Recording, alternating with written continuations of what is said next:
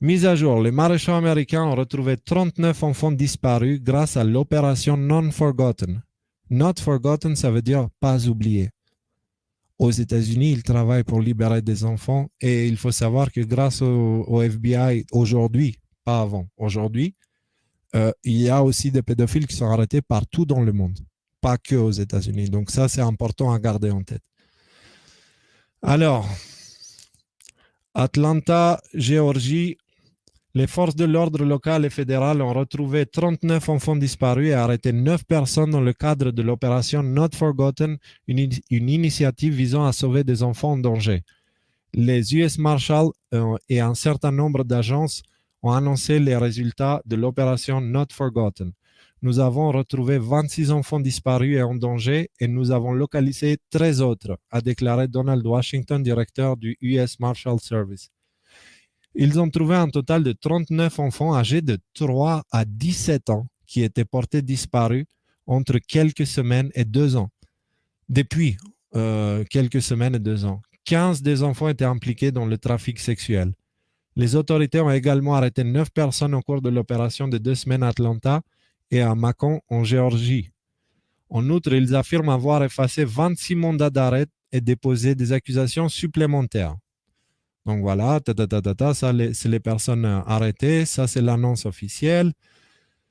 Ce ne sont pas mes enfants, ce ne sont pas vos enfants, mais en fait, ce sont nos enfants, a déclaré Washington, fournissant ensuite les statistiques du FBI suivantes. Un enfant est enlevé toutes les 40 secondes aux États-Unis. Il y a actuellement plus de 421 000 enfants portés disparus. 91% sont considérés comme des figures en danger.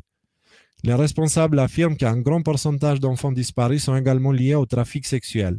Ici à Atlanta, environ 300 jeunes filles sont attirées dans le trafic sexuel chaque mois, a déclaré Washington. Pour lutter contre le trafic sexuel, il faut des agents, des fantassins et des procureurs qui sont prêts à mener le combat contre l'ennemi, a déclaré John Melvin, directeur adjoint du bureau d'enquête de Géorgie. Pendant ce temps, nous, on a l'avocat de l'affaire Utro qui est au ministère de la Justice.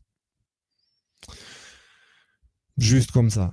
Le procureur général de Géorgie, Christopher Carr, a ajouté « Je reviens toujours sur le fait que si nous pouvons sauver un enfant d'une vie d'abus ou de trafic sexuel, nous avons fait notre travail. Que si nous pouvons sauver un enfant, nous avons fait notre travail. » Voilà, je ne vais pas... Enfin, voilà, l'article il continue encore un peu, mais vous avez compris l'idée. Les arrestations continuent.